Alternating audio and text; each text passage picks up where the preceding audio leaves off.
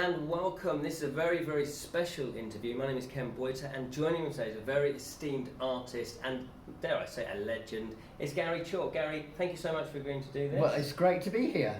Thank you. Yes, now we were just chatting off camera just about your childhood. So is that presumably where you started drawing? That was the frustrations coming out? No. Obviously, I can't remember what I did as a very tiny child, but my parents tell me that I could draw recognisable things. I think they said I drew cars recognisably at about the age of 2. 2? And I mean, I did, like, I had a little blackboard in my room and I drew quite complicated pictures. I didn't realise it at the time for my age. And I remember at primary school, people remarking on my drawings. So you weren't, obviously I think when you're doing something like that and you are ahead of your time, you know, not ahead of your time as in ahead of my your age, you mean, yeah. You don't really know that. So when did you start kind of realising? Everything is like, I might digress a bit here. No. Everything is normal when you are a child. Yes. You don't realise that you're doing something weird. Yeah. And I had a weird family. I'm a real mixture. My father was half French, and my mother was from a German family. She worked in a bakery in London. Nice.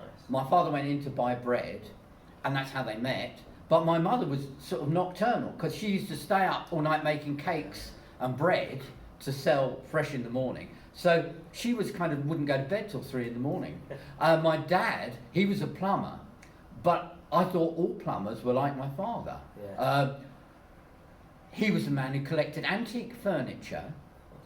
Wow. He did our house, he was magnificent. We lived in 2 houses knocked together. And he did things like he put in parquet floors and everything. And because of this French background, he spent like half his childhood in France, going backwards and forwards on the Channel ferries from London, where his father had died. I think it was in the flu epidemic after the First World War, and his mother still lived in London, and she used to send him over to France on his own on the Channel ferries, 8 years old, over to Calais to stay with his great aunt and things like this. So he was quite French, but you wouldn't have believed it. I mean, he spoke with a sort of London accent, although we lived in the countryside.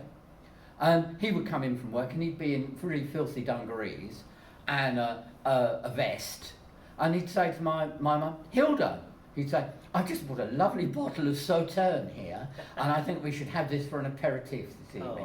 So I did not realise how weird they were. Yeah, and we used to go down to London. Yeah, this was in this would be in about the late 50s, early 60s, when, you know, the green pepper had not been invented and nobody had ever seen an aubergine. Right. And we would go down and we'd go to Italian delicatessens and come back with mortadella sausage, big cans of olive oil and all this sort of thing.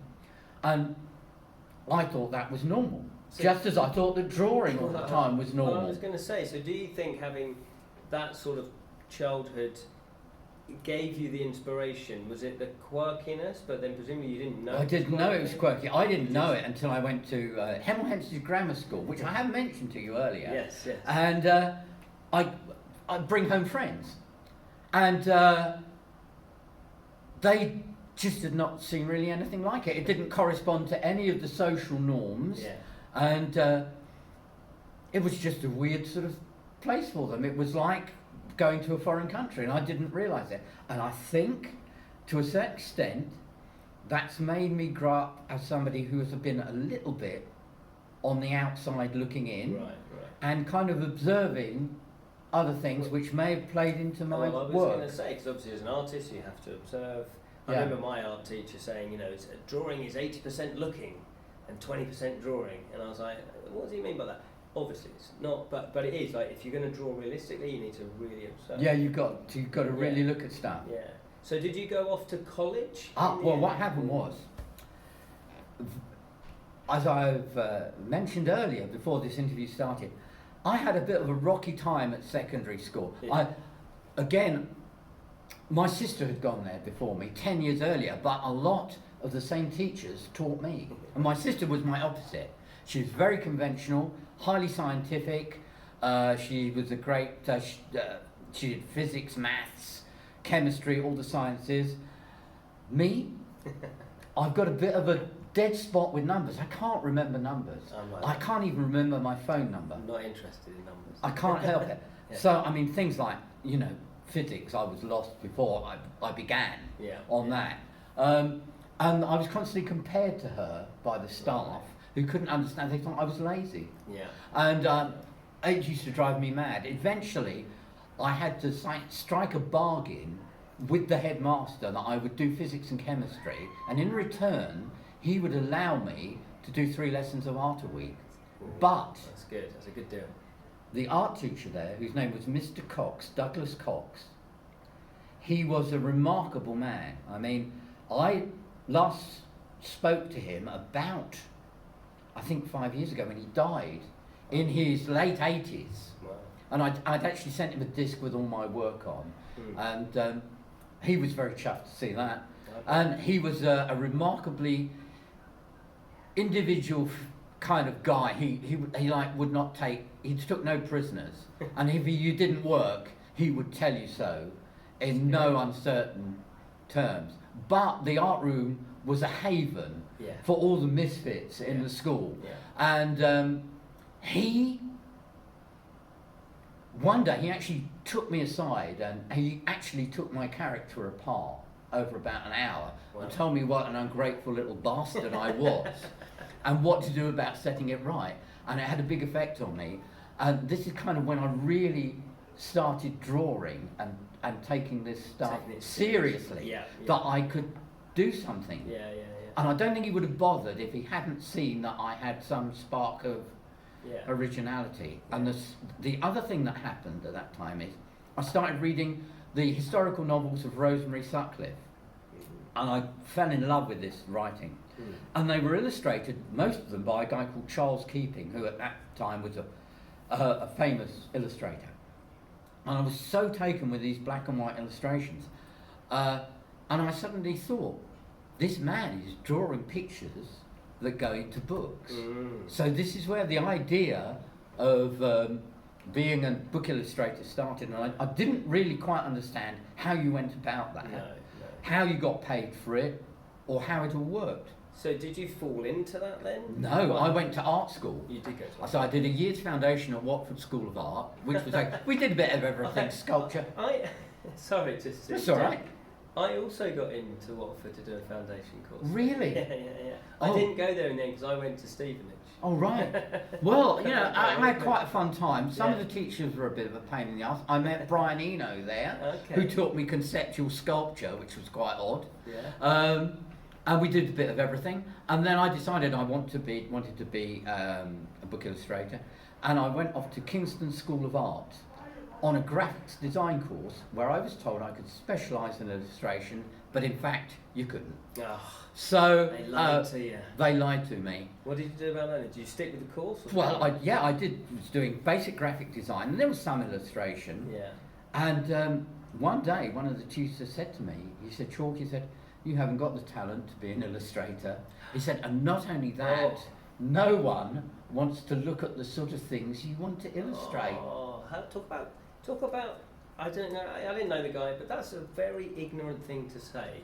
Because that's crushing your creativity. That's crushing what you do. Well, it didn't work, did it? No, but that's what I'm saying. Yeah. But it could have done. So somebody could have just gone, do you know what? Okay, I'll go and do Yeah. But I'm glad you didn't, because you then obviously... Yeah, well, I ended up with a degree in graphic design. Yeah. I still wanted to be an illustrator, and I went to work for a little graphic design company in Watford, Hertfordshire, and we had some terrible clients. I mean, we had one guy who, he made things like shampoos and things that I think were made out of raw chemicals, and they were really noxious colours, and we had to design all the boxes. I think they were uniquely sold on market stalls. So you could get away with that in the 70s? Yeah. I mean, there was no health and safety regulation, and we used to do stuff like pizza boxes, or where you've got like instruction leaflets. We used to do that, or things like big one-off signboards we used to do. But everything in those days was pre-computer, so it was all manual.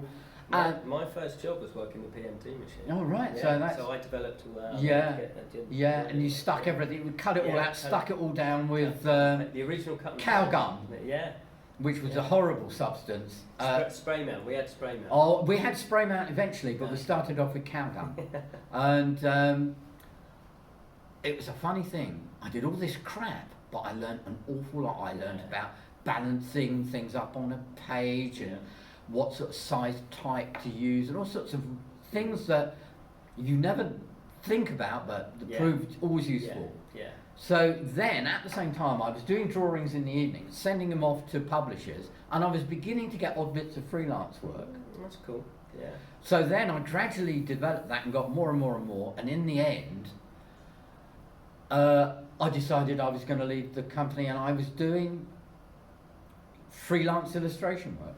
Brilliant. So that's how I got into it. You took the step. You went, you know what? I'm passionate about this. I definitely want to do this. But it was quite easy in those days because the publishers were quite small. So I would go up to London to show one my artwork, and they were all situated in Bedford Square area, and I would just go and knock on doors and say, I've just been to number 32 to Hatchette or something, and I've got my artwork here. Can I see somebody in children's books? Yeah, come on in. Come on in. And that's how it worked. Now, they won't even look at your artwork unless you've got an agent. Yeah. It's crazy. Yeah. So, anyway, I can't even remember really what the first jobs were. I think they were like little bits of like fairy story things, really. So that's probably what I started. And then obviously you worked for, but you worked for Games Workshop.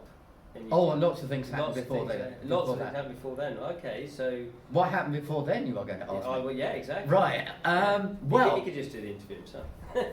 Oh God, no. The raconteur. Yes, I've got a long tongue. I don't know how much time we've got. But okay. Well, what happened was I got desk space in a printer's, which meant that they gave me a free desk and I could use their electric light. And in those days, there was nothing online. There was no online. Yeah. So if you wanted a picture of a top hat for a wedding invitation, you might have one in a book, or somebody would draw it. So I would sit there and I would pay for my space by doing little top hats or a little pig walking along for a pork butcher's visiting card or something, Yeah. So that's how it worked. And one day I took in an Avalon Hill board game, which was what was available at the time. And they said, what's this? They said. So I said, it's a board game. And they said, how much does that cost? And they were, I don't know, £5 at the time. Yeah. And I said, well, they're fine. I bought it for £5. So they said, blimey, they said, they're so easy to print. These guys were real, they weren't spivs, but they saw an opportunity. They saw an opportunity. Yeah. So they said, God, they're so cheap to print. They've got a really good profit margin on it. So I said, I've been thinking about, like I could do one of these board war games. So I did. And I've started to work on the game that eventually became Cry Havoc, which is a medieval skirmish game. And we brought it out, and I did not know at the time, one, the printer's business had significant money problems. That I didn't know. Right. And two, they were on the way to being alcoholics. I know they like to drink, but people used to be like more. Firstly, people used to drink more than they do now. Yeah. And secondly, they were less aware of it as a problem. Yeah. So, we formed this games company, and we started selling the game and it was going all right, but lots of the money was going missing and la-di-da-di-da. One thing that happened was, because of this game, I met Joe Diva. Because I tried to sell it to him when he was running the game centre in Hanway Street, London. And that's how I met Joe, and we started playing games together. And that eventually led to us working together. Right. But anyway, suffice it to say, I left the company because it was like for self-preservation.